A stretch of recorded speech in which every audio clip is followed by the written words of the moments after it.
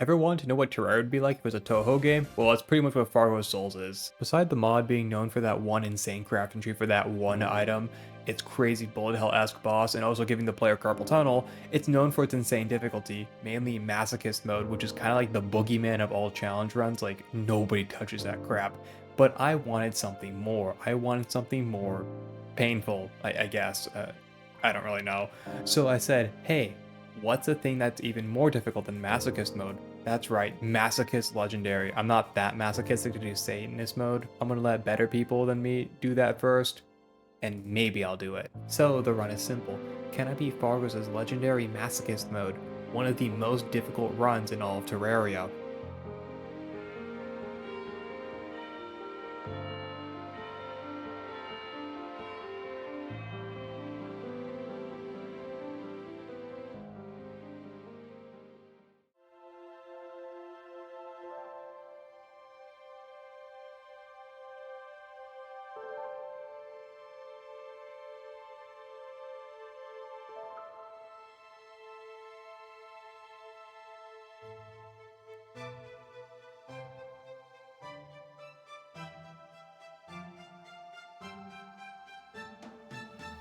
Alright, for the rules of the run, we're only allowed to use vanilla and Fargos weapons, accessories, potions, and armor sets, and we are allowed to choose bosses. Quality of life mods aren't banned, infinite money is disabled until we get the Goblin Tinker unlocked, and for farming bosses, once we beat the boss once in Masochist Legendary, we're allowed to lower the difficulty to Masochist mode to farm the boss. With that out of the way and the game literally telling you to not play with this combo on, it's time for my pre-boss game plan. My game plan is actually pretty straightforward. It's legit the same game plan that I did in the last video. Simply rush for a elevator and then rush the Goblin Tinkerer. Alright, so how do we get a elevator fast? Well, we're playing on For the Worthy Seed. Demolitionist replaces the guide, and really all we're missing is money and fallen stars. To get money, we simply rush the pyramid, break these money bags, and sell everything else that we don't need that can't be used for weapons or armor. And for fallen stars, well, you just wait for it to be night, and then you pick 3 up, and then boom, you're ready to rock. Went to this little cave, legit found like nothing, and then just bought enough dynamite to get the elevator. Just like that, we have a elevator by midday 2. Elevators aren't as blatantly broken as they are in Calamity, mainly for 2 reasons. In Calamity, you're given Splunker Potion at the start, and in Fargos, you're given, well, Calming Potions. And the most important thing is that the crafting recipe for life crystals is really easy in Calamity in comparison to Fargos. In Calamity, you just simply need rupees, bricks, and health potions, and in Fargos, it's very similar, but replace the rupees with jungle spores, and, well, the underground jungle is not happening. Then I swung by to the underground jungle to get more life crystals, you know, from jungle spores, and like I mentioned, I got absolutely massacred by enemies. Like, I am nowhere near geared enough for this stage of the game. So what was my genius idea to get more life crystals? Well, obviously to fight a super juiced up boss when I'm still under geared. Duh. From what I remember, in Eternity mode, he wasn't hard at all, and with the gear I have right now, I beat him. So I summoned him in. Yeah, I am so cooked. I mean, this dude was big, and he kept getting bigger. Pause. Resume. For any notable bosses throughout the entire run, I'll have a brief description prior to the boss section of what changed in Legendary mode. We'll talk about the squirrels changes later, but as you can tell right now, I'm way in over my head on trying to beat this boss. So I bit the bullet and went to the jungle to get more life crystals. I was mainly aiming for life crystals, but if I got a boomstick that would be really good too, and I did, and then promptly got murdered. After that, I broke a couple shadow orbs to get the goblin invasion to happen, to get the goblin tinkerer, the second thing that I rushed for. It happens, we do the invasion, I got instantly clapped, then I decided to place some lava on the ground because of the stupid amount of lava everywhere on the surface, and with the help of some lava, I managed to beat the goblin invasion. With the army gone, the Goblin Tinkerer should be able to spawn. I went to the underground desert for 2 main reasons. The Goblin Tinkerer can spawn down there, and also I could pick up an armor set down there. Mainly ingredients for the fossil armor set. At this point, going Ranger is a no-brainer. It's my best setup that I can have right now. I already have a boomstick, a musket from the Shadow Orbs. I can pick up a mini shark at whatever time I want to, because remember, I allowed infinite money as soon as we have the Goblin Tinkerer, because of how often I build switch throughout the entire run. Then I combined my accessories to make myself better accessories, made a whole new arena at the ocean, then I summoned the Trojan Squirrel. Did I win? No. Then I reforged all my accessories to warding. This would be basically the standard unless I mention otherwise. Now it's time for me to talk about basically the early sections of the run and my mentality at the time. The best way of putting it is the fact that I had my head up my ass when it came to ego. I thought I could finish this run in 3 weeks and then do editing in 2. That did not happen at all. Again, my mentality was the fact that I could finish this run in about a month and finish editing in 2 weeks. Because of that, my levels of frustration in this section of the run was the highest it's ever been, even compared to when I spent thousands of attempts on future bosses. Simply put, the difficulty was high and my skills were not. 3 bosses early on caused me to have this mentality shift. This is the first of the 3. It changed me from thinking this run is going to be a sprint to it being a marathon. Now I can stop talking about all this mentality crap and start talking about the first boss. With the changes for the Trojan Squirrel in Legendary Mode, besides the universal HP and damage increase, there isn't actually too many changes. There's mainly 2. The fact that he's way bigger and any wood that he comes in contact with besides walls, he basically increases in size. The boss isn't actually that hard, excluding one specific move. By the time he lost his head and his body, he does his jump AoE explosion move, which the jump is faster than the player, excluding when you're basically on the burst momentum of Sandstorm in the bottle. This just annihilates your HP and you simply get murdered too easily. So what's the workaround? We do 2 things. The first is that we damage the head and body as much as we can until he basically gets pushed to phase 2. If you simply take out the head first, he will instantly start doing the jumping attack, which, you know, is something we don't deal with. And for the jumping attack, we have to ascend and also descend at the same time that he's jumping. Say you're on top of a platform and the squirrel jumps with the big explosion that we can't deal with, and you drop below the platform, and at the same time when the squirrel drops below the platform to track you, you go back on the platform. The squirrel will fall back to the ground and do the explosion on the ground. Basically you avoiding the big explosion which we can't deal with. Rinse and repeat till the squirrel goes down, and the total number of attempts it took me to beat the boss is 38 for a pre-King Slime fight. Oh my fucking god. Oh my god, that took way too long. Oh my god. I then crafted the pumpkin enchantment. If you don't know what enchantments are basically unique accessories granting the player unique effects. For the pumpkin enchantments effect, it basically grants the player pumpkins which spawns on the ground, which if you pick up or touch, it heals the player for 20. Next to the 3 was King Slime.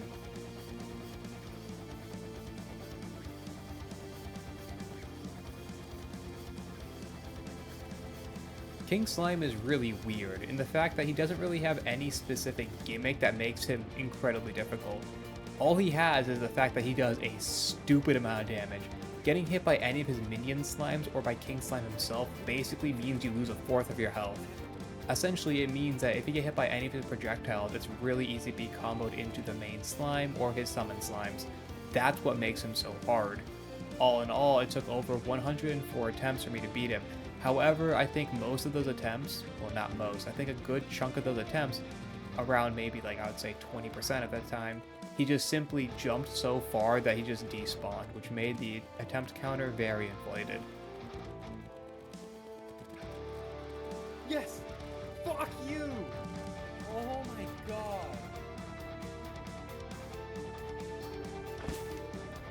Before the Eye, I had to do a little bit of preparation, and I decided to copy a setup from Harry.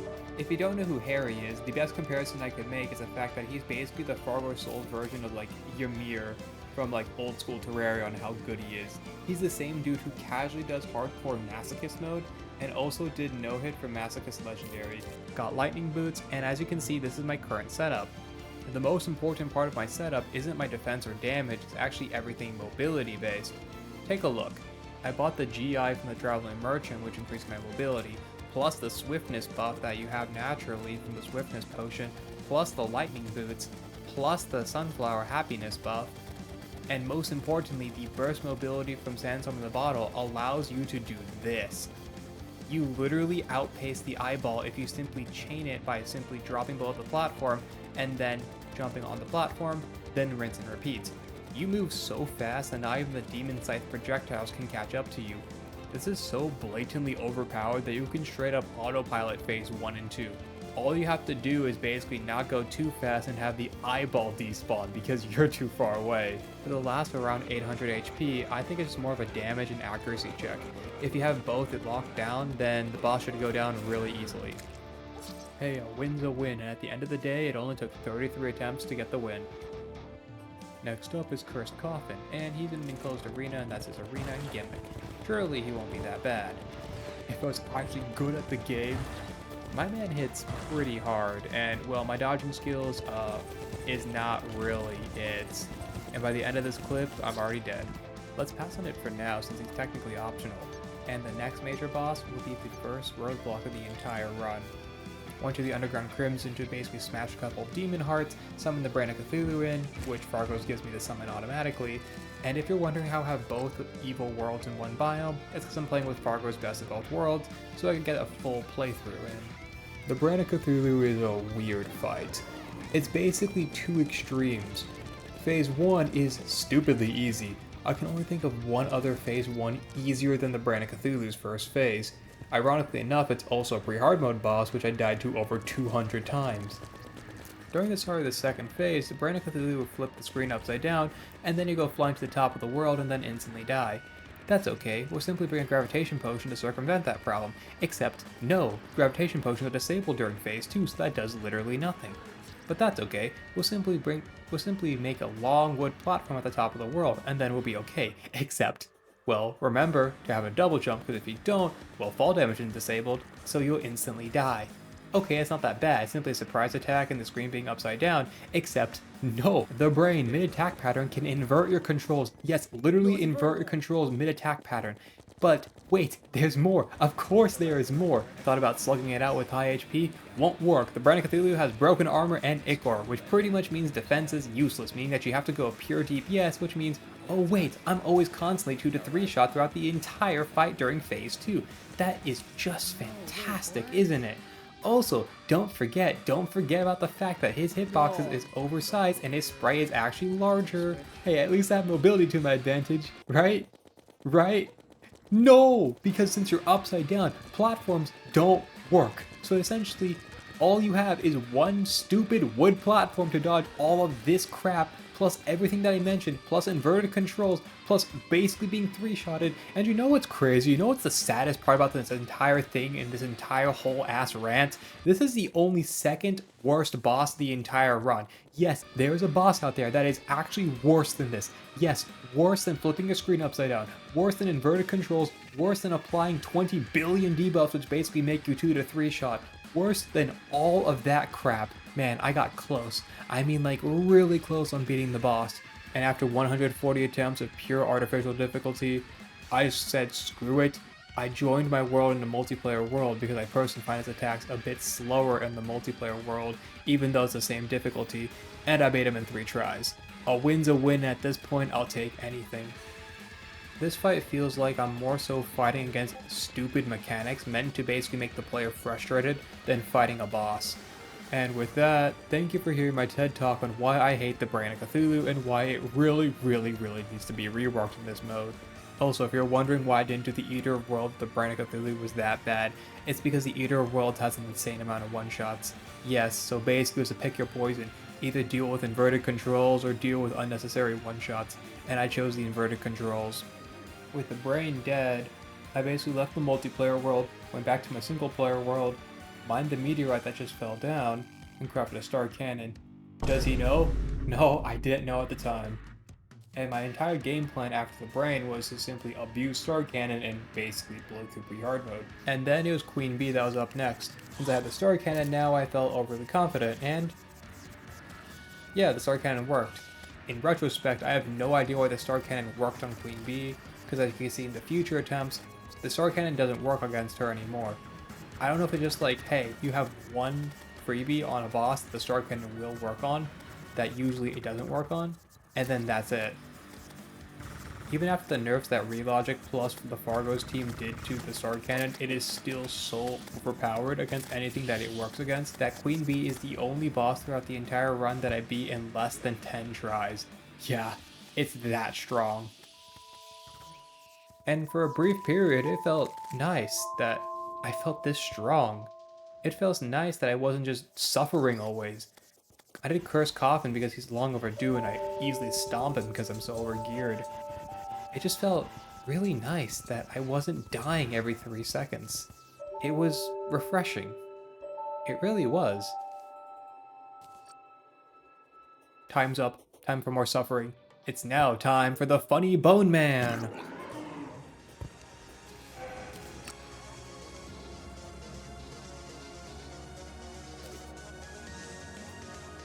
If the Brain of Cthulhu was an artificially difficult-based boss, Skeletron is an actual skill-based difficulty boss. The most artificial difficulty that I can say Skeletron has is really him and his summons.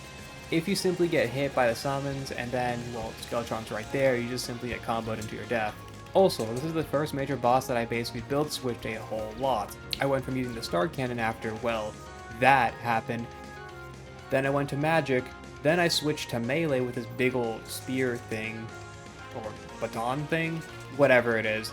Then I went back to Ranger, then Hybrid, and then I eventually settled on B-Nades because it turns out this guy who only goes Summoner because he can't aim, still can't aim. The most notable thing for me is the fact that in the low hundreds of attempts, I had this aha moment where everything just made sense. The fight wasn't just difficult for being difficult, it was difficult fun, which was so refreshing after basically dealing with bosses that were either really, really easy and not difficult at all, or overly difficult for the sake of being difficult. And when everything comes together and you finally dodging those moves which seemed impossible, now seems possible, it just feels really good. There's no other way to describe it. Overall, I had a great experience with Skeletron, even though it was very difficult and I spent hundreds of attempts on him.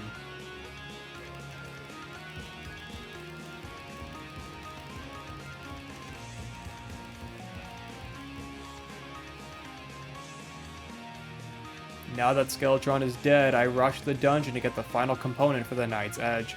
Along my playthrough currently, I did get the components for the Knight's Edge, but I never really mentioned it since none of the components really had any important impact on any of the bosses. Deerclops is up next, and I got the Knight's Edge specifically for this fight. Wait, you can use a Star Cannon against him? Another victim of the Star Cannon, huh? The Deviant is up next, and just like Skeletron, she's an incredibly fun fight, but also very, very difficult.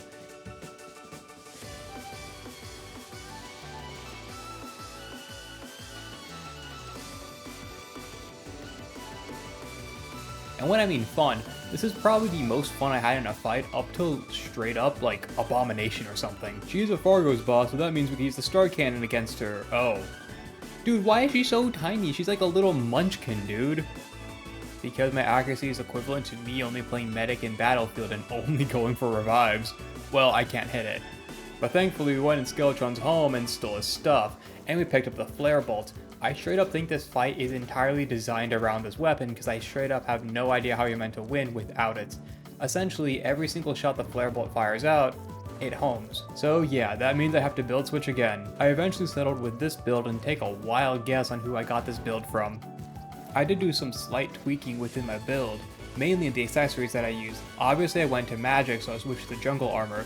Then I pretty much used the bundle and the balloons. This is because it gives me a lot of hovering stalling potential in the air, mainly for phase 2 attacks. And finally, I replaced my boots with the Meteorite enchantment. Surprisingly, Meteorite enchantment versus the Terra Spark boots, you only lose a little bit of mobility when you have the Meteorite enchantment on. And lastly, for burst mobility, I had the horn that drops from Queen Bee. Also, I forgot to mention that I picked up the Deer Sinew, which I got from beating the Deerclops. Basically, this consumable, when you consume it, gives you a dash. It's not as good as an average dash, it's a little bit watered down, but it's still really good for burst mobility. Phase 1 is difficult, but in retrospect, it's more so of a warm-up phase for the real fight in Phase 2.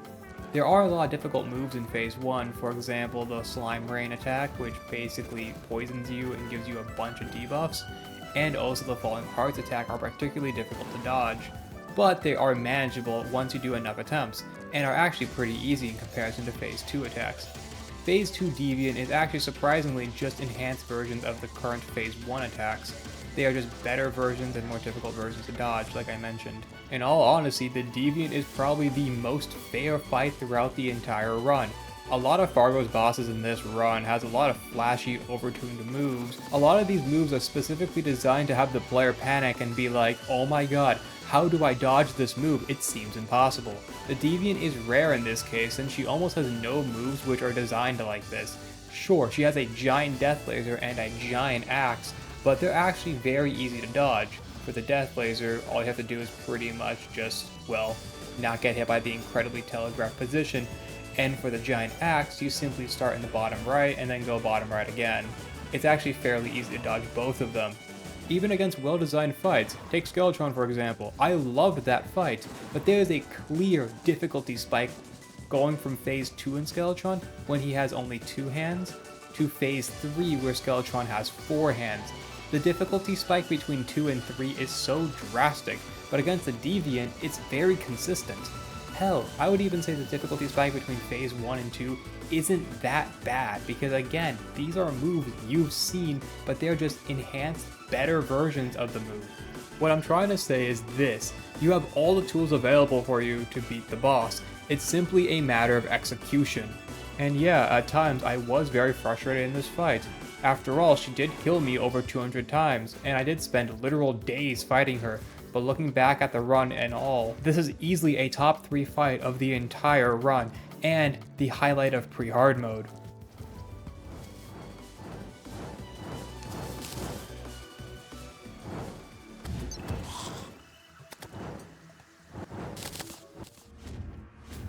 The wall of flesh is up, the last boss in Prehardmode.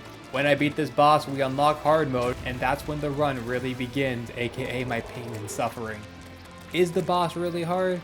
Well, yes, but also no. Alright, let's talk about why he's not hard. I straight up think this fight is not even a fight for like a good 85% of the entire fight. Straight up, if you just run Molten Armor plus Knight's Edge, you can just straight up face tank every single laser except the giant death laser. Duh. And obviously the contact damage from the eyes and also the mouth of the wall. With the Knight's Edge, you simply knock the Hungries back, or with whatever weapon you use, you knock the Hungries back enough to where the Hungries can never reach you. It honestly doesn't even become a fight until he drops below 1400 and does this.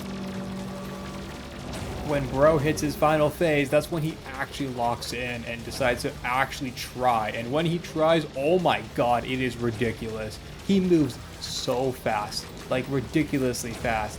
It's so fast to the point to where you just get overwhelmed by its raw speed. You have to be like on point with this fight, because if you're not, you're going to be hit with the Acid Spit or Giant Death Laser. If you're hit with the Acid Spit, you're applied with Ichor, the better of the two, and if you're hit with the Giant Blue Death Laser, you simply TP to wherever your cursor is, which is basically a reset and instant death. I don't like this fight because again, it's not a fight until you hit the final phase. And when you do, you go from 0 to literally 1000 in difficulty. It's such a jump in difficulty. I would straight up say it is the biggest jump in difficulty from one phase to another in the entire run.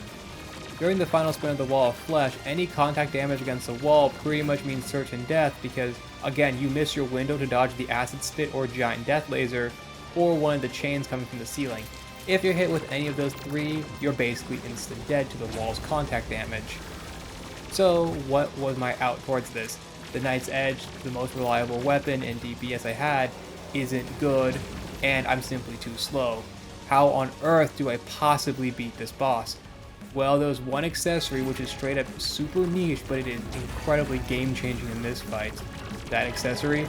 The Panic Necklace. In a game filled with accessories that are incredibly good, even more so in Fargos, the Panic Necklace is overall just mediocre in vanilla and especially in modded Terraria when it comes to Fargos. But what makes it so good specifically in this case? Well, the main reason is entirely for what it does. Whenever the player is hit with any attack, you are granted an incredible movement speed increase. This isn't insignificant like a 10 or 5% movement increase, it's more like 50%. And remember, there's always a bunch of insignificant baby lasers which do no damage to us. So we intentionally get hit by those lasers and give us an insane mobility increase to help us in the final stretch of the Wall of Flesh's phase. But I wouldn't find out about this technique until 100 attempts into the Wall of Flesh. But even with it, using the Knight's Edge in the final sprint phase is not going to work, because the wall gets progressively faster as his HP goes down, and simply put, even with the mobility increase, you're still not fast enough to dodge everything if you're going that close with the Knight's Edge. Using the Phoenix Blaster won't work because remember, I can't aim to save my freaking life. So what is a weapon that homes, that I can use at a range and get out of all the attacks? That's right, the MVP of the last video, and also a big contributor to the first video in Prehardmode, is going to save me for the final boss in Prehardmode. And after 216 attempts, the wall goes down and I enter hard mode. From this point onwards, there is no freebie bosses given to me.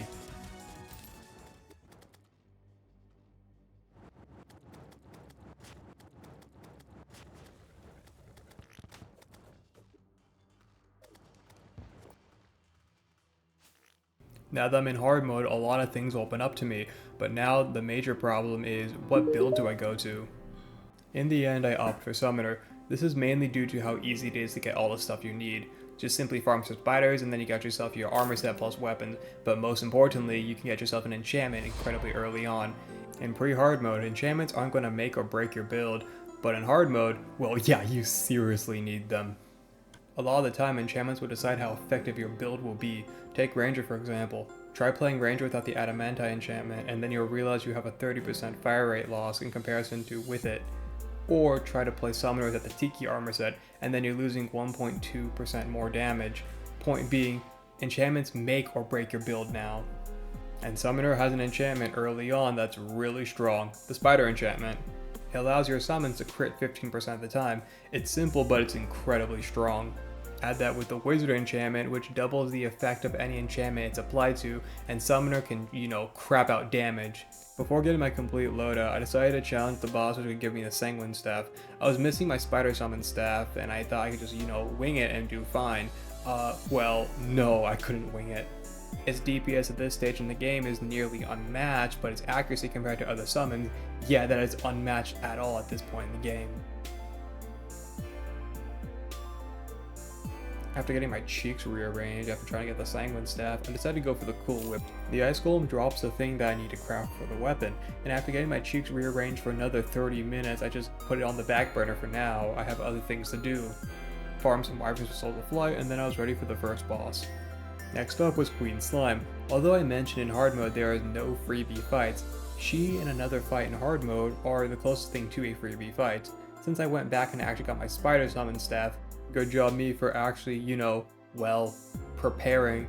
If you start at the top platform, the Spider Summons will latch onto the main Queen Slime, and then if you descend from the top platform all the way to the bottom platform, you'll be able to push to phase 2 immediately.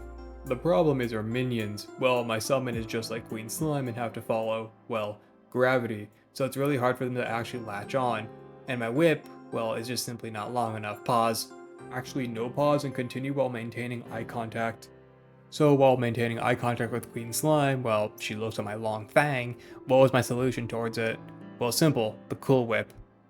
Well, turns out I didn't prepare. Then I fought Ice Golem until I actually won. It dropped the Ice Core plus Frozen Wings. Hey, two things at once. Better wings, and also a new whip. Then I challenged Queen Slime again, and notice how the whip summon, actually homes at the enemy and defies gravity. This actually makes the minion phase really easy and doesn't make me want to bash my head in when my minions simply don't latch on because, gravity. Ew.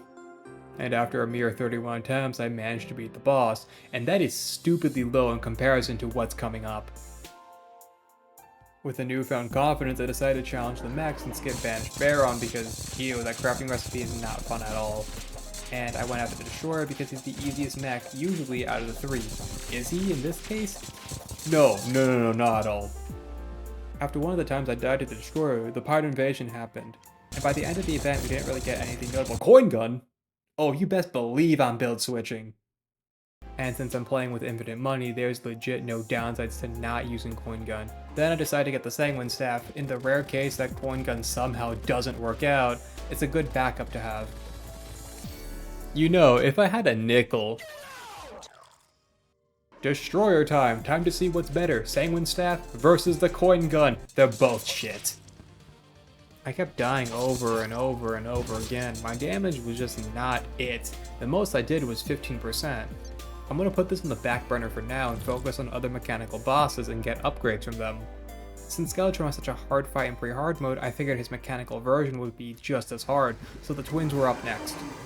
Straight up, using the coin gun, on my first attempt I got further in the twins than any other attempt against the Destroyer, and on my fourth attempt I brought the twins all the way down to 50%. Maybe I'll be able to beat the boss in a reasonable amount of attempts. And then I kept dying and dying and dying and dying.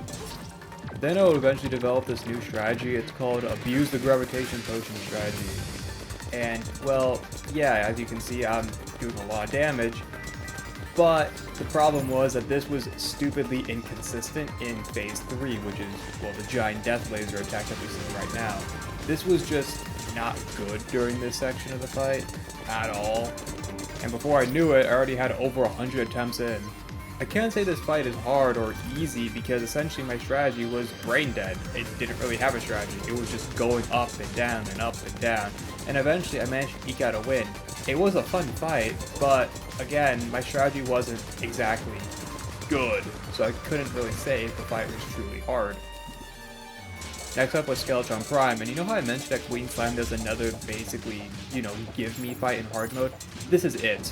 And, well, the entire reason why this fight is hard, well, it's not hard, but annoying, is because he blows up your arena. And I got so frustrated by that because the only reason why I was dying is because my arena is broken and I would spend so much time just trying to fix it. To the point where in the quality of life mod that I was using, I found a feature that basically stopped explosions to destroy tiles before the worthy, which should just be changed to stop Skeletron from blowing up your arena setting. And within literally 3 attempts after I enabled this, I beat Skeletron. So yeah, he's actually the easiest fight in the entire run, only taking 3 attempts after I enabled this feature. Next on the chopping block is Banished Baron. I am grossly overgeared during this fight since you're meant to fight this fight after Queen Slime, and I'm post 2 max plus Queen Slime. I basically went with the twin summon staff for basically phase 1 and 2, and then for the final phase where he starts charging and doing an ungodly amount of damage, I opted the sanguine staff, and because I'm basically grossly overtuned, the fight's pretty easy and he goes down not too bad. Alright, no more delaying it anymore, or I need to beat the Destroyer. I copied a setup from Harry, which he used the dart pistol and also, more importantly, cursed bullets with it. Basically, the trickle down effect from the cursed bullets allow you to do an insane amount of damage into the Destroyer. Essentially, you're double dipping with the piercing plus critical damage every shot you take. Finally, I picked up the saucer control console. The UFOs can actually spawn in the sky biome at a very low percentage, and basically what the console does is that it's basically a mini UFO that you basically have. And now with all this setup, you can see how much damage the dart pistol really does. It's actually extremely high. But this fight's also notable because I used a lot of cheese. Anytime I got low, I simply TP'd to the other side of the ocean because, well, I'm playing Legendary Masochist mode. I need every advantage I could possibly get. This is the only boss that I really technically cheesed. So yeah, there's that. And after an ungodly long fight and a bunch of attempts, I take down the Destroyer and basically move on to Plantera. With the mechs down, Glorified now spawns in, which means I can get myself Glorified bullets. So if I want to stay as Ranger, I basically have a really good option and also ammo source. Although I mentioned Plantera's next up, I'm actually going to tackle Lifelite first. My damage is surprisingly low for Summoner when I feel like I should be doing way more damage. I eventually just kind of gave up going Summoner and basically settled Ranger, and my damage increase was like incredibly noticeable. I eventually settled on the weapon of Mega Shark plus Glorified bullets due to the very strong combo and consistent damage source. Desperation phase was the only thing that really threw me off. I kinda got instantly murdered the first few times going into Desperation, but eventually I won, and all in all this was a pretty fun fight, and a very fair one at that.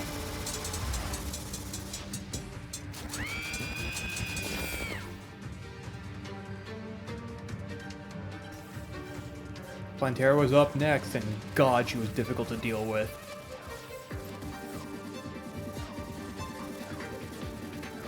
I am just terrible at this fight. I mean, like, really, really bad. My initial plan was to use the summon that I got from Half-Life to simply annihilate this boss. I mean, the single target damage it does against bosses is absolutely ludicrous. Like, it's actually unfair. It's like I'm violating the boss. But she does have like this little aura thing around her blue petals which blocks a lot of the damage, and for some reason, like, I just couldn't get the fight at all. After like a bunch of deaths, I eventually went with a really weird, wacky setup. And when I mean it's wacky, I mean like this is like some unhinged build. Let's start with the weapons. The summon remains exactly the same. It homes, does an airstrike, and then explodes after a while. It's stupidly good, consistent, and powerful. The second weapon I use was the True Excalibur. This is mainly for phase 2 because of the munchers that Plantera spawns in. It does an ungodly amount of damage if you're hit by it, and it also doubles in with clearing the amount of thorns in the arena. This actually ties back to the armor that I'm using. If I went pure summoner, I would just die over time to the thorns. Since the summoner headpiece was no good, I decided to rock with the melee headpiece to give me more bulk. With the help of auto pause and expanding my arena to be, well, a little big, I eventually took down Plantera. Since I already heard of horror stories of Masochist Mode Golem, and well, this is going to be way worse, I decided to do the 2 invasions before Golem instead of just, heading to Golem immediately, which is the Frost Moon and Pumpkin Moon. I mainly focused on the Pumpkin Moon, and I needed a lot from the Pumpkin Moon. I needed to get the Dark Harvest, 2 Raven Staffs, 2 sets of Spooky Armor, Spooky Wings, and a Necromancer Scroll. Everything that I mentioned that has 2 of the same thing, well, that's part of the Spooky Enchantment, which is one half of a super strong summoner setup at this stage in the game. Then I got the Tiki Enchantment, which is the second half of the super strong setup, and then I was ready to tackle on Golem. Remember all the way back at the Brain of Cthulhu how I mentioned that it is only the second worst fight? Yeah, this one's worse. You know how it's really hard to see anything besides the white that somewhat pops in the background? Yeah, this is actually the improved version of the fight where you actually can paint the walls. This is how it normally looks. You can't see anything, and I mean anything. Oh, so just place torches. Doesn't work, because Golem actually just says, hey, want to be blind? And then straight up blinds you to the point where it's worse than any debuff in Terraria, and it also breaks your torches. He also, again, obviously uses platforms, so you can't just place a bunch of campfires and platforms on it. Okay, so that's not that bad. I can't see, that's going to be annoying. But the problem is, you can't see, and also, Golem has about 3 independent moves always active at the same time, which means that sometimes you simply just get unlucky and some moves combo into each other and then you instantly freaking die. Nothing you can do. Oh yeah, everything I just mentioned is just phase 1. As soon as you enter phase 2, Golem has a giant log sweep attack. It just one-shots you. He also shoots a bunch of independent Golem heads at you. And then he also shoots a crap ton of lasers. And also keep in mind there's still 3 moves that are independent of each other. What is this fight? Who designed this? Who thought this was a good idea? I can't see. I have to deal with 3 independent aspects entirely separate from each other. And the fact that, well, haha, the cherry on top is that Golem actually recovers his HP incredibly fast. So if you're not constantly hitting the boss, Golem would simply recover the damage that he took. I don't know who in the Fargos team has a raging boner for its Golem, but calm it down. You have the mutant over here to goon to. I'm gonna be entirely honest, I can't beat it. Not right now. But I still have options to go to. There are still technically 2 bosses I can fight prior to Golem, Empress of Light and Duke Fishron, and since I'm Golem Summoner, you know I'm going to tackle the Empress next.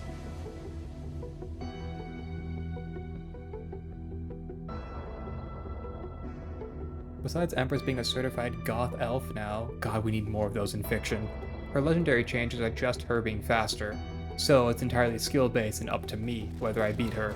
And also sorry for sometimes the quality dropping to PS2 era. I don't know, my OBS decided to just have a stroke or something. Alright, for the elephant in the room, how's my damage? Surprisingly, very good. Even when I'm fighting this boss out of order and undergeared, the spooky plus, Tiki enchantment combo is just that strong to carry me through this fight. Empress is a bunch of flashy moves meant to make you panic and overwhelm the player with sheer spectacle, but at this point from Golem onward, there's nothing too rare. Hell, as early as Eye of Cthulhu we're dealing with that problem, but Empress has a lot of those. Besides the flashy moves, once you actually understand the flashy moves, they actually are surprisingly fair. Yeah, I'm summarizing the entire fight, but I did a lot, and when I mean a lot, I mean a lot. She marks the new highest death count for any boss in this entire run. Which makes sense, since in the best scenario, I die in 3 hits, and on average I die in 2. Basically this boss was me slowly chipping away, getting better and better over time. And by the end of it, I died a total of 577 times. This crushes the next most amount of deaths I had to a boss, being the Deviant being around the 220s, by literally 300 at minimum. But I'm just not going for a whip and wings upgrade. No, I'm going for the summon. So I lowered the difficulty to Masochist mode and started attempts on Daytime Empress. I never really appreciated or understood how difficult no-hitting anything was until, well, doing this. This was so ridiculously hard. Simply being able to eat one hit was something of a luxury in the original fight. Now I'm taking it for granted. I mean, seriously, check this attempt out. I basically got murdered in the first few seconds of the fight and only did like 2 damage to the boss. Well, since I died so early on and the Empress didn't despawn, this would be a good practice run.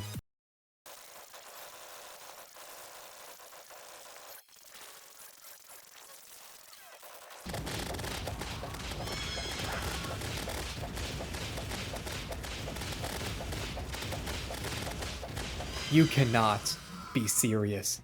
Now I beat the boss? Now? Oh my god. My mentality was that I beat the boss once. Kind of. I could do it again. Right? Right? At this point, I was just really pissed.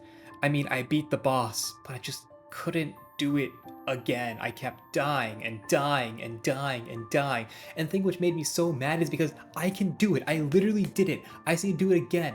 And it just wouldn't happen. And I just pretty much got so pissed, I said, screw it. I beat the boss already once. Why am I still doing attempts on this? Again, this entire whole detour of nearly 730 deaths is to beat Golem. So I said, you know what? I'm gonna go and beat Golem and finally progress after pre-Golem, which I've been stuck on for literally over 1,000 deaths at this point. I mean, straight up, during the normal Empress attempts, I got kind of fed up during fighting her and decided just to spend my time by painting, the Golem arena so I could see. Also, shout out to this Reddit user for seriously helping me out. I wouldn't be able to, beat Golem if it wasn't for him. Point being, I'm going to beat Golem using the Terra Prisma. And I don't really remember much about the fight. I just remember me playing incredibly sloppy and just brute forcing a win. The fight was barely a minute long because, again, I'm using post-Golem gear into Golem. And if we combine the total number of deaths I had to Golem plus Empress of Light, it's just over 1,000 deaths. In total, they make about a sixth of my total deaths throughout the entire playthrough. Look at that, I'm doing something else than Golem or Empress. Yeah, the cultist is up next, and he was really easy, honestly. He wasn't like free as Queen Slime and Skeleton Prime, but like, he was still pretty easy in a general sense. The only problem I had against him was really the dragon. That dragon is the reason why the fight is hard. Also, my whip is surprisingly inaccurate. Whenever I trace over the right cultist to hit, sometimes it will just hit 2 of them. And well, that means the dragon comes out. And so, I die. Yeah, that's what it means. That's also why I have a random bow in my inventory. I just use it to shoot the correct cultist because my whip has the accuracy of me pissing at night. In one of my future runs, I hit one of the fake cultists and, well, I basically TP'd to the other side of the ocean because he spawned a dragon, and so it's basically an instant reset. And weirdly enough, he never spawned the dragon when he was meant to, or even the pillars. This made this fight the easiest in all of hard mode in the entire run. But because it was basically, well, not a fight, I decided to actually beat it properly. With the help of autopause, I actually beat the boss properly this time, in a mere 22 attempts later. I haven't done the Old One's army yet, and well, the Terra Prisma just kind of rips through each wave, so it's not really too noticeable. Let's just skip to Betsy, where it gets really good. She attacks you with,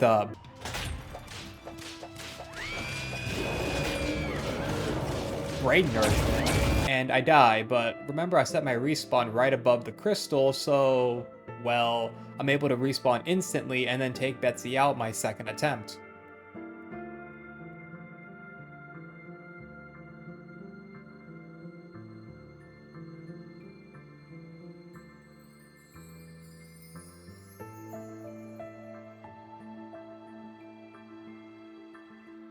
The Old One's army is now down, and it's now time for the Lunar Pillars. I feel like I'm forgetting something. Oh yeah, Duke Fishron. Let's do that right now. I challenged Duke Fishron, and turns out I'm really, really bad against him. So he's on the back burner for now, so I'll do the Lunar Pillars, then I'll do the boss. The Lunar Pillars work a bit differently in Fargos in comparison to other mods. You need to rock with the specific weapon for the specific pillar. You technically don't need to, but your damage is basically really, really nerfed, so you basically kind of need to. Stardust Pillars up first, and well, I'm running Summoner with Kaleidoscope plus Terra Prisma. It was easy, just really easy. Nothing really notable. Next up was the Solar Pillar, and I remembered in my first Calamity X Fargos playthrough, I had a lot of trouble with this pillar, but thankfully it spawned in a really good spot where I had a platform. This basically made the pillar really easy, because essentially you just need proper movement to beat this pillar. With the help of the Terra Blade plus Influx Waver, it goes down. I wanted to do the Vortex next up, but the best weapon I have for Ranger is the Mega Shark, and well, that ain't gonna cut it. So I summoned the Frost Moon and farmed until I got the Chain Gun. And after some time, the Vortex Pillar does go down. It definitely has the coolest looking attacks, but they're not really notable. They're just references to Undertale high key. The Nebula Pillar is up next, and I actually consider it to be the easiest pillar out of all of them. I use a Stellar Tuner as my weapon, it homes, does good damage, and has a great fire rate. And in the end, after a long slog, like all the other 3 pillars before it, it goes down, and now it's time for Moonlord.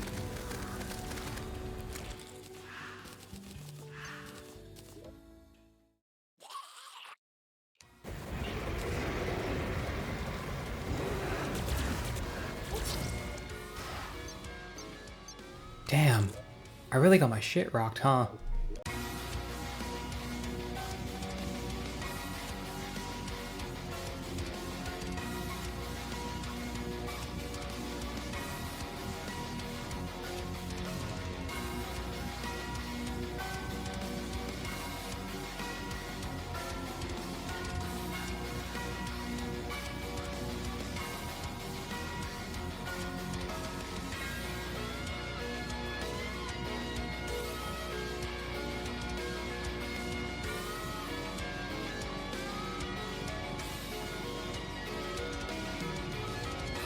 Moonlord, man, I mean, this fight was just different in comparison to every other fight.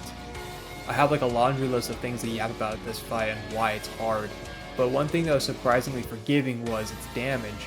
All in all, most fights typically 2 to 3 shot me, even when I was, properly geared for that stage in the game. Moonlord took like 5 or 6 hits, excluding the rare exceptions of giant death lasers any summoner-esque Moonlord attack, or, the giant sun that he could summon in. We'll get to the giant sun in that second phase that Moonlord has.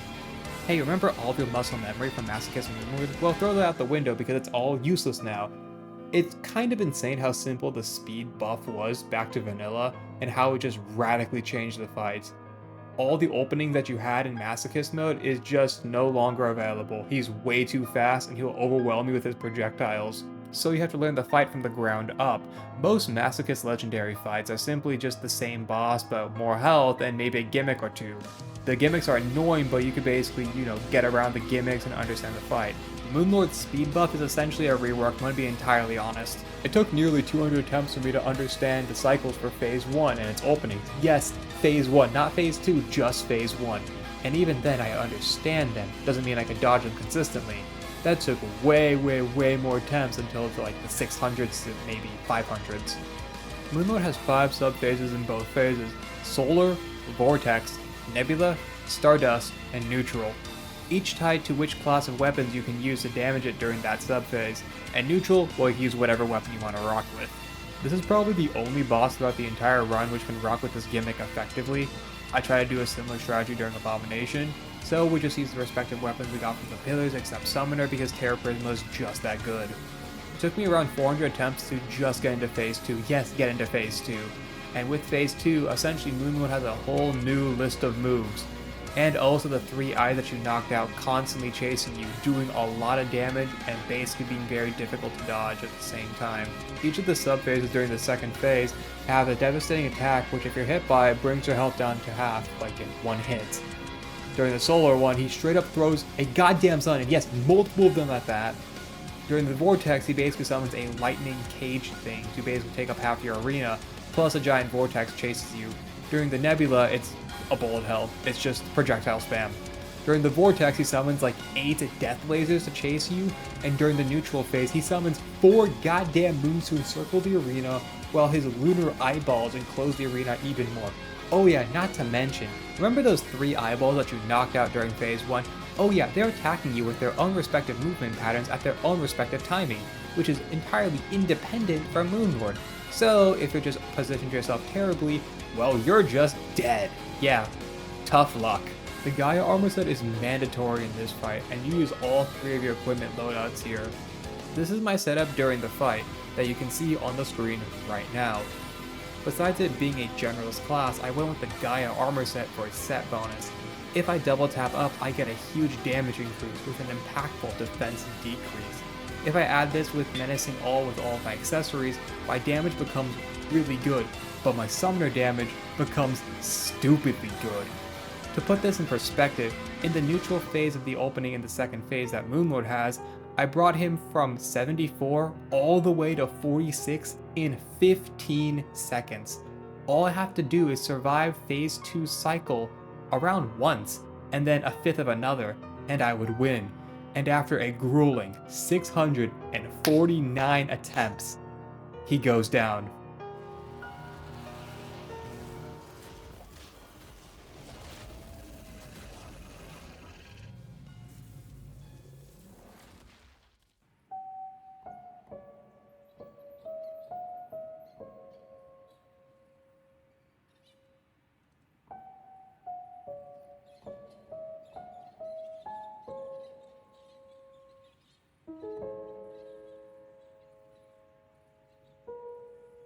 I mentioned at the start of the video that I changed my mindset from viewing this run as a sprint to a marathon.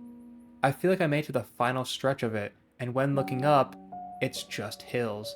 And if you know anything about running uphill, it freaking sucks. Like, no, seriously, it really sucks. Side note, I remember when I was doing like hill days in cross country, my legs were like dead all the time, and like nobody in my running group liked it. Like, it seriously sucked.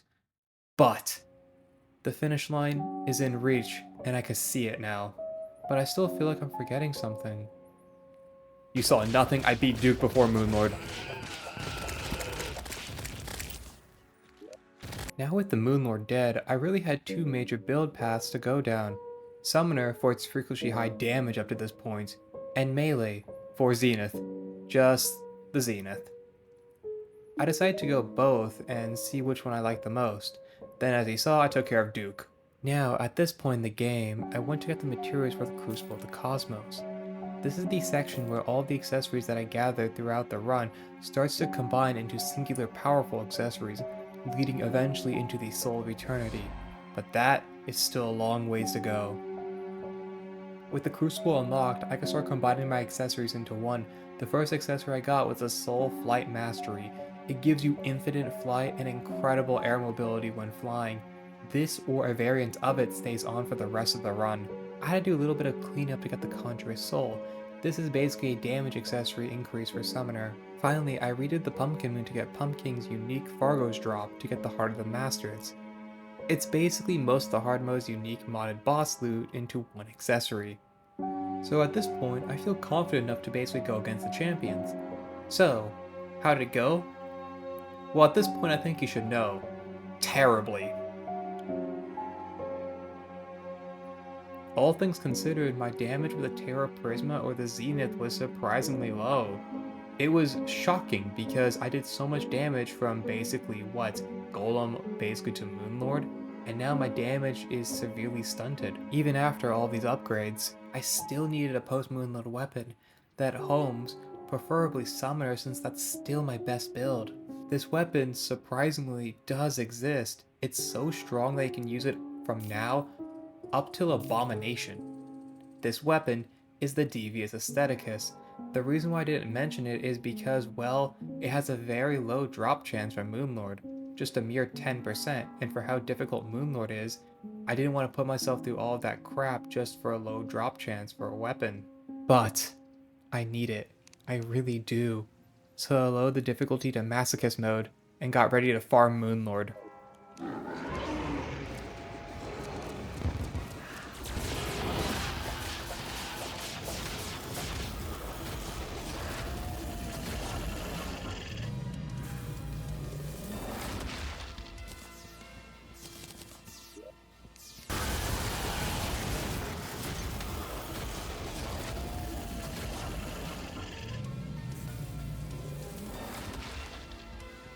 Whoa, third time beating Moonlord and I got it?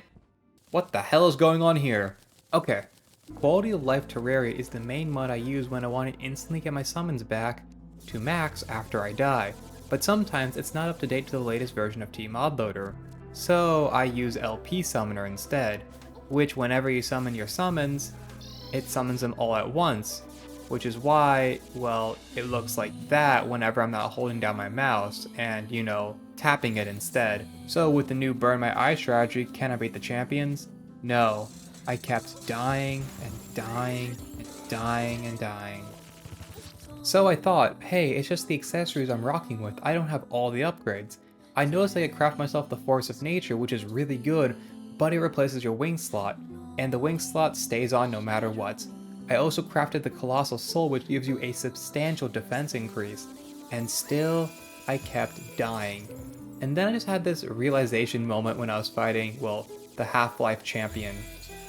Why am I fighting these champions? Like, seriously, think about it. I don't really have to switch weapons until Mutant, I keep the same one. I build switch so much throughout the run that I actually have most of the enchantments that I need. And most of the enchantments that I don't have are irrelevant for my build. So, the ones which I need to get, I can just get normally, you know? And even if you get all of the enchantments, you can't combine them into the Force of Terraria until you beat the Abomination. So why don't I just skip the champions and head to Aridness? Cause I don't need them until I beat the Abomination. And so it was. The only two forces which are actually good for my setup is the Force of Cosmos, which I have to beat Star Platinum over here to get, and the Force of Earth, which I mainly went for the Adamantite enchantment. Essentially the fire rate also applies to melee swing speed, so it's a no-brainer. So then I went farming in the jungle and also Crimson Desert to get the stuff I needed, and boom, I got the Force of Earth. Here's the consequence of me being a smooth-brained dumbass. I went to get the Wizard Soul, even though my weapon's a summoner-based one, because it consumes mana potions. So I thought it scaled with magic, to an extent. Yeah, not my smartest moment. Worst part is that I kept it on during Star Platinum's boss fight the entire time. Speaking of that fight, oh yeah, we're now fighting him. Alright, before anything, just check out his theme.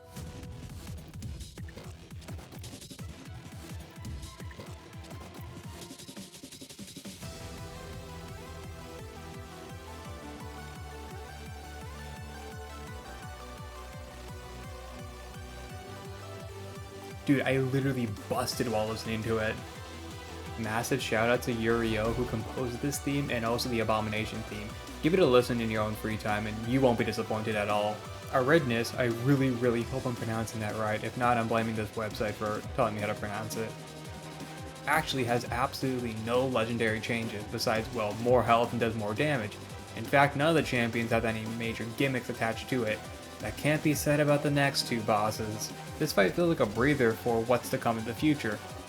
Ironically, in many ways, I would compare this fight to the Deviant, not by the general strategy of the fight because as you can see, they are very different, but by basically how, in Phase 2, most of his attacks are just enhanced versions of his Phase 1 attacks, which I really appreciate. It doesn't basically force you to learn an entire new moveset in Phase 2. In a fight where most of the attacks, your first instinct is to run away and build distance, in reality, all you have to do is pretty much do some slight movements and then you're good. I find that super cool. Because of that, every time you die against him, it's entirely your fault. There's no X factors or legendary changes that simply makes the fight overly tuned just for being overly tuned. All he has is an HP and overall damage increase. It's up to you whether you can beat the fight, and your skill. And once he hit Phase 3, I was able to beat the... This time I didn't throw... There we go. After 155 attempts, he goes down. I still had the useless wizard enchantment on the whole time. It could have been the spider enchantment I'm actually tweaking by my gameplay. Then I slapped the boss into Master Masochist mode so I could farm it for new enchantments and overall materials I'm missing for the next armor set.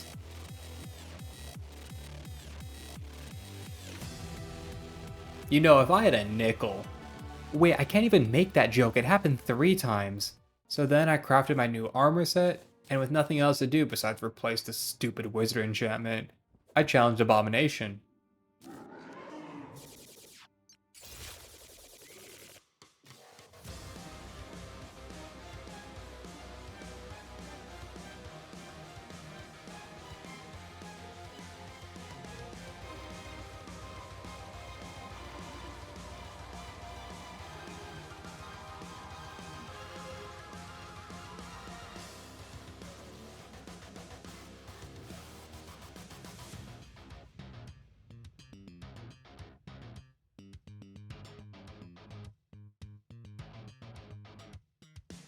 1,475. That's how many attempts it took me to beat the Abomination. This is the highest death count I had throughout the entire run to a boss. It straight up doubles the death count that I had against the Mutant. Well, kind of. I'll get more into how bad I was during the Desperation phase, more specifically during the final Spark attack. So, how did objectively an easier fight, the Abomination, take twice the amount of attempts that the Mutant took, which is like 20 times harder? The short of it is that I overestimated myself, indecisiveness, and inexperience. I mentioned a couple times I did do 2 previous playthroughs in Fargos, but both of those runs were done with a Souls compatibility mod, with Calamity. He is actually just nothing more than a speed bump, to be honest. He didn't do enough damage to actually pose as a threat, so I never really actually bothered to learn his movesets. This was a big mistake. Most of the time I would just face tank the damage and call it a day. Because of that, my confidence going into the fight was through the roof. I thought this was going to be an easy fight with a little trouble, maybe like 100 to at most like 200 attempts. Also, my damage was notably low. I was at the point where I still was going warding all on all my accessories, so I thought I needed a build switch, so I went with Ranger. Didn't like it, so then I went back to Summoner with a new weapon. Then I thought, hey wait, what if I just simply use all 4 classes of my weapons with my new armor set bonus, which I'll get crazy value from. I've already done it with Moonlord, so what would be the difference here?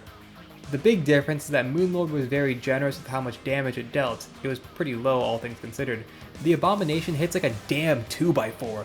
Bro just like 2 to 3 shots you in all scenarios. So when mid-switch, when I was looking at the weapon and my keys, I would always get hit and lose about half my health. I would repeat this cycle for about 200-ish attempts before going into phase 2 and then immediately dying. After that, I would eventually give up on the multi-class setup. Then I went to get the Force of the Cosmos. This is the best force for any class in a general sense. It has the Wizard enchantment, which buffs any enchantment below it, and the Nebula enchantment, providing the player powerful temporary buffs to the player. And eventually then I would settle on a build that I had at the start, but I just optimized it, and finalized the build as you can see right now. And I had an entirely separate build for Desperation just for survivability. It took a few hundred deaths for me to eventually get more consistent, just for the first phase. But for phase 2, it was just ridiculous. A lot of his attacks are just enhanced versions of his phase 1 attacks, but he has a good amount of moves which you can pull out which straight up just one-shots me. This is also the first non-mandatory fight which forces me to use Feather Falling, which I'll pretty much keep on for the rest of the run. But there is one specific move which is the reason why this fight took over thousands of attempts. This specific Scythe attack. My god, I hate this attack. On Masochist mode, most of the time the projectiles which he shoots out are usually not that bad, since you have way more than enough space to visually see the attack, then adjust accordingly, then bait out his dashes by going diagonally up left or up right. In Legendary mode, he shrinks his arena to the point where the old best way to dodge his most difficult attack, well, that doesn't work anymore, so find a new way. This attack would always cut my run short no matter what. It got to the point where I legit looked at 5 to 6 no-hit runs to find a way to consistently dodge this attack. But I eventually found a way after looking at all of those no-hits. The first scythe that he always fires out would always, well, miss you no matter what if you just simply stand still. Then move about 1 scythe above you, and then the second one would miss you. The third one just stays still in the second scythe area which you moved above, and for the fourth one, well, just move 1 scythe above and then dodge the next lingering projectiles which circle around the Abomination.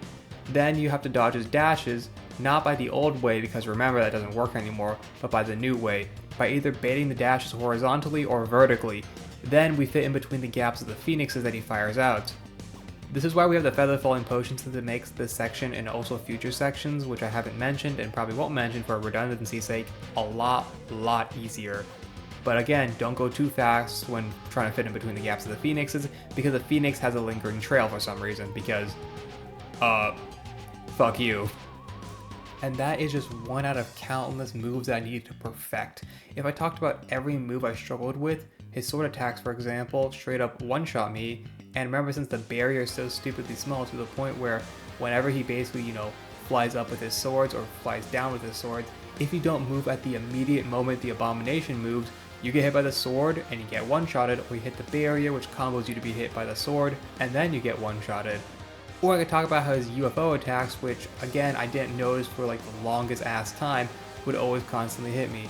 Or the most wild one, where I legit had to count the scythe throws leading into that one really problematic scythe attack which I had problems with, so I wouldn't just get hit and immediately die. Oh, if you're wondering how many scythe throws it is till I have to deal with the problematic move, it's 7 throws.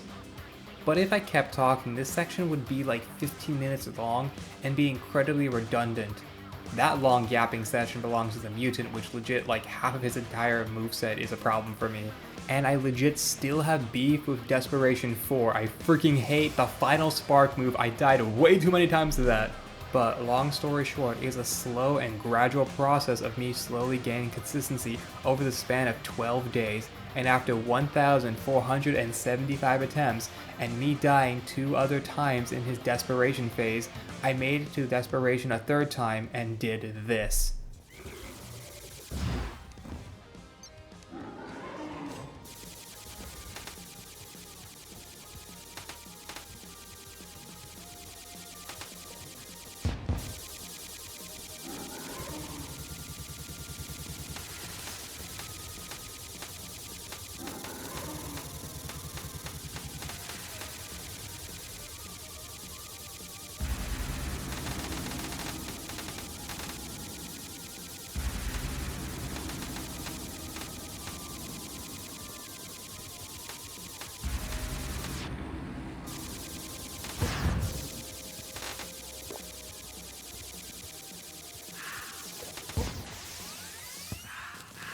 With the Abomination now beaten, all that's left is to fight the Mutant and a variant of his that is arguably the most difficult modded boss in all of Terraria.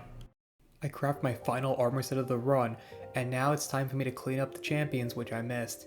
And at this point, it's a little bit one-sided. Just a smidge. And what you see next is me just getting everything I need for the Mutant fight.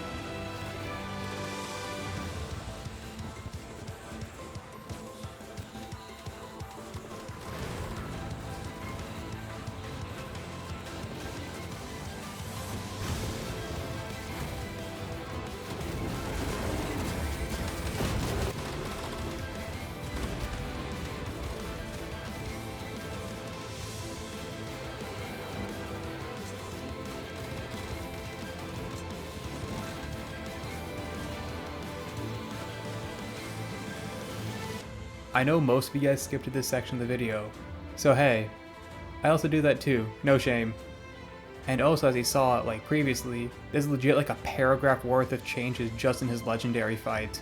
But the biggest 3 are that he's faster, his phantasmal eyes track you like a damn homing missile, and the biggest one, his max hit counter goes from 22 to 11. And I'm going to talk about the max hit counter right now, even though it doesn't really come into play until phase 2. This thing is the reason why the fight is so hard. In fact, in most of my footage, I'm running Menacing All, and he does not hit nowhere near as hard as the Abomination. But it doesn't matter because, well, In a war of attrition, he's gonna win no matter what. And the big reason why the max hit counter is a problem is because, well, the fight is just, a little short 11-minute fight. Yeah. But the main problem I had early on were these Phantasmal Eyes homing abilities. They were like crazy accurate. It would track you, follow you, and take you down, like anywhere. Like the Masochist mode version of this is like the Weenie Hut Jr. version compared to the legendary version. To the point where I had to go a very specific movement path in order to ban out all the eyeballs and then dodge them. They were such a problem early on, but they were still a problem hundreds of attempts later, mainly in Phase 2. They basically force you to diverge from your normalized muscle memory in order to quickly improv and dodge the eyeballs plus the incoming attack. My current setup would quickly change after a few attempts. My damage was just really bad. Then I decided to switch up to the Landslide. It homes and does good damage, so it's a good fit.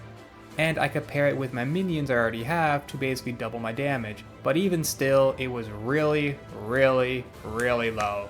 It would legit take me 3 minutes to just push into Phase 2, and then he would immediately recover all of his health before starting Phase 2. But if Phase 1 was as difficult as Phase 2, which only took me about, 200 to 300 attempts to get consistently good at it, then it wouldn't have taken me over 2 months to beat. Phase 2. Where do I even start with this? Besides him looking dummy thick at the start of Phase 2, I just struggled with so many of his attacks. Both dashes, the pillars, slime rain, and the light sword attacks were just legit half his entire moveset I struggled with. I'll start with the dashes. For the longest time I always thought it was random, whether you got the fast one or the slow one. I thought the speed of his, spinning of his staff was how it was determined. If he was going fast, he was doing the fast dashes, and if he was doing it slow, then it's a slow one. But I couldn't figure out any consistent way to tell by that. Then, I thought it was a sound cue which I just couldn't hear. But then I went crazy conspiracy theory mode and thought, and for some reason I thought this, that it was determined by the way he throws his phantasmal eyes. Yes, I really thought this, but it turns out when I was looking at my old gameplay footage, I found the reason out. When he turns light blue, he does the fast one, and when he turns dark blue, he does a delayed one. That's it. That's how you tell the difference. I would literally say it took me around the low 300 attempts for me to figure this out. That it's just the fact that he's blue. Next up is the pillar attack. On Eternity mode, he throws 4.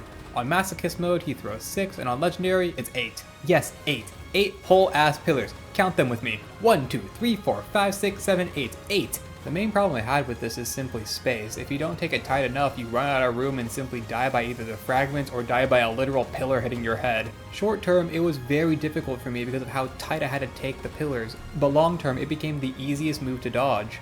The Slime Rain attack was difficult for me for entirely one reason: the mutant speed buff. Normally, it doesn't play that much of an impact. I always have enough space to typically adjust based on visual cue, but here, I can't. I am crammed into such a small moving space which also constantly moves, to the point where to get consistently good at dodging it, you just have to basically deal with the move a bunch of times until you get better over time. And now, for the damn swords. It always seems to be a sword attack. For the longest time, I just could never dodge this consistently, and just like those homing eyes, they were a problem for me from the first attempt till my last. I knew what I was doing isn't rocket science, and yet I just could never get it down. Even after changing where I positioned myself on the sword attack from the corner, basically immediately when I see the attack coming out, to the center, where it would be a bit easier to dodge because I won't have to deal with a longer delay of the sword, I still could not get it. Sometimes I would do it flawlessly, and other times I would pop a revive or two. If you don't include the desperation phase, this is easily the most overwhelming move which the mutant has. There's so many projectiles on the screen, and just so little space they have to be safe. But even after all of that, there's still an elephant in the room which cannot be ignored. A 2-piece combo of the maximum hit rule and the length of the fight. Again, my winning attempt against the mutant took over 11 minutes to beat. So I have to fight the hardest version of the mutant, which is already considered to be the hardest fight in all of modded Terraria, and if I get hit 10 times in any of my attempts, The 11th hit will guarantee insta-kill me regardless of any condition. Essentially, you are fighting a war of attrition against a boss whose entire design can take away all ways you can prolong the fight. Again, in a war of attrition. It got to the point where if I got hit more than 2 times in phase 1, I would just reset, since I would automatically lose since I would reach my 11th hit in phase 2. Not to mention, if I panicked at any stage in the fight or reacted slowly to any incoming attack, I would just get comboed into multiple hits, which is also a reset, or I would just outright die before I can even reset. But after dying hundreds and hundreds of deaths, clawing my way inch by inch, day by day, getting more consistent as the days goes on, making it to desperation, getting past the first 3 desperation phases, and reaching the final spark, having all of my revives left and some hits to spare. This is it.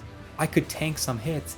I have the revives, I have the iframes, the mutant goes down here, and the run ends here.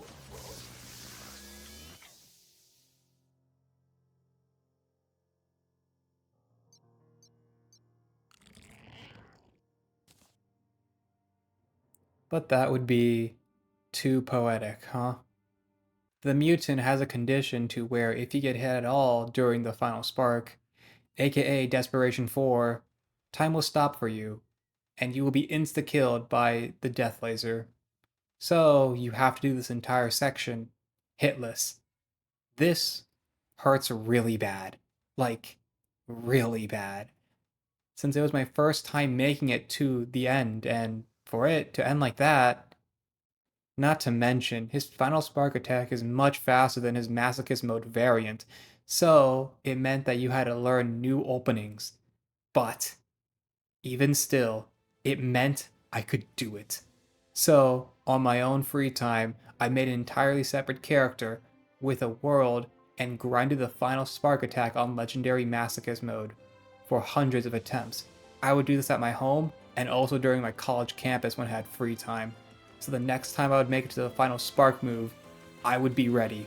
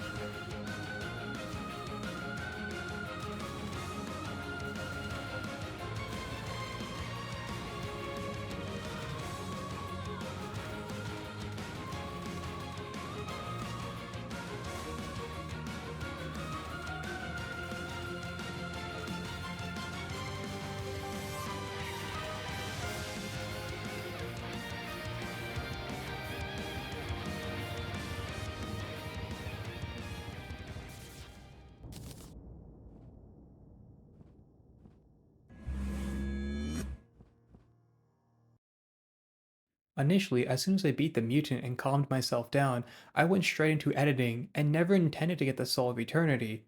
But I realized 2 weeks into me editing the video, you can't do a Fargos playthrough without getting the accessory of the mod. But I need 30 ethereal energy and I only got 15. I would need to do another 11-minute fight to actually have enough. Well, actually, no. With the 15 that you have right now, you can get yourself any post-game and non-sibling related weapon. So I went and picked up the Slime Rain. It's the easiest to use, just hold down the attack and it does, well, a little bit of damage. Then I beat the mutant 2 more times. And with that, the run comes to its end.